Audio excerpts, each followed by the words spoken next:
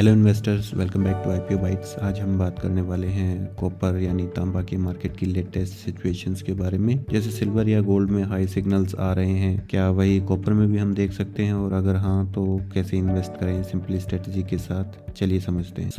आज का जो लेटेस्ट कॉपर का भाव रहा है एमसीएक्स पर, वो भी करीबन 1300 पर केजी के आसपास ट्रेड हो रहा था, जो लास्ट ईयर से काफ़ी ऊपर है। ये प्राइस ट्रेंड एक स्ट्रॉन्ग डिमांड सिग्नल भी दिखा रहा है, बट ग्लोबल लेवल पर कॉपर की डिमांड कंटिन्यूइंग है, लेकिन प्राइस थोड़ा कंसोलिडेशन में है। यानी 2025 की बिग रैली के बाद 2026 में कुछ मोमेंटम थोड़ा स्लो हुआ है। मतलब 2025 में मोमेंटम बहुत ज़्यादा था, बट अभी 2026 में थोड़ा स्लो हुआ है। मॉर्गन स्टैनली जैसे बड़े एनालिस्ट की समझे तो एवरेज प्राइसिंग 2026 में थोड़ी लोअर हो सकती है, लेकिन long term demand still strong ही रहेगी। अब बात करते हैं कि कॉपर की डिमांड क्यों तेज हो रही है। इसके मल्टीपल फैक्टर हैं, जैसे electric vehicle and green energy transition, urbanisation, infrastructure. Electric vehicle के लिए electric car, renewable energy projects और लियोन बैटरी सेक्टर में कॉपर की डिमांड काफ़ी ह्यूज है। और urbanisation and infrastructure, Asia, India, China जैसे कंट्रीज में कंस्ट्रक्शन बूम पर है। केबल वायर्स और पावर ग्रिड में भी डिमांड काफी बढ़ रखी है। एक्सपर्ट भी कह रहे हैं कि इंडस्ट्रियल मेटल में कॉपर का आउटलुक लॉन्ग टर्म के लिए काफी स्ट्रॉन्ग ही रहने वाला है। सप्लाई थोड़ा टाइट है,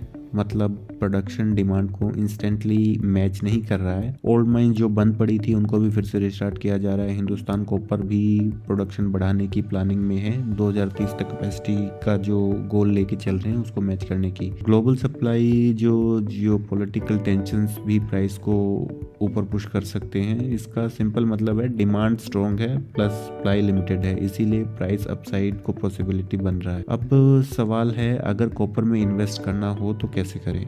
इसके लिए हमारे पास मल्टीपल ऑप्शंस हैं, MCX futures, copper stocks, ETF, gold, global fund, SIP approach. MCX future जो है वो हाई रिस्क है और बिगिनर के लिए नहीं है। शॉर्ट टर्म ट्रेडर्स यूज करते हैं, लेकिन ये काफी रिस्की होता है। कॉपर के जो स्टॉक्स हैं जैसे माइनिंग और मेटल कंपनी जैसे हिंदुस्तान कॉपर, वेदांता, हिंडल्को, ये इनडायरेक्ट हैं बट सेफर अप्रोच है। ईटीएफ ग्लोबल फंड जो है, अभी जैसे सिल्वर और गोल्ड में इंडिया में हम डायरेक्ट ईटीएफ परचेज कर पा रहे हैं, वैसा कॉपर के लिए अभी नहीं है, लेकिन इंटरनेशनल लेवल पर जो ऐप हैं वहाँ पर आप कॉपर लिंक्ड ईटीएफ अवेलेबल होते हैं। मैं पर्सनली इसके साथ नहीं जाना चाहूँगा क्योंकि इसमें केवाईसी वगैरह काफ़ी झंझट होता है। एसआईपी अप्रोच अगर लॉन्ग टर्म वेल्थ क्रिएशन है तो सिस्टमेटिक स्मॉल इन्वेस्टमेंट बेस्ट है, लेकिन मैं एसआईपी के साथ भी नहीं अप्रोच करना चाहूँगा, क्योंकि एसआईपी में ये है कि हर महीने आपको उतना कंट्रीब्यूशन करना ही करना पड़ेगा। अगर नहीं कर रहे हो तो जो नेच मैंडेट होता है वो बाउंस होता है, तो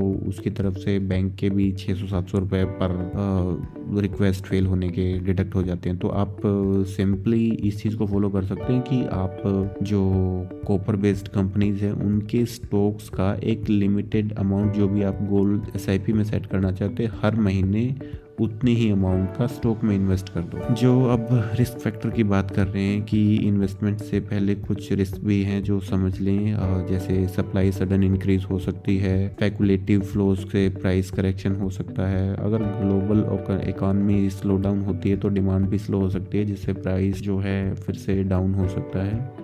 ओवरऑल कॉपर में bullish long term demand sign दिख रहा है, लेकिन शॉर्ट टर्म वोलेटिलिटी का ध्यान रखें। अगर आप बिगिनर हैं तो स्टॉक्स और एसआईपी वाली रूट ज़्यादा सेफ रहेगा। अगर एक्सपीरियंस ट्रेडर हो तो जो मर्जी करें। कमेंट करके बताइए कि आप किस टाइम होराइजन के लिए इन्वेस्ट करना चाहिए।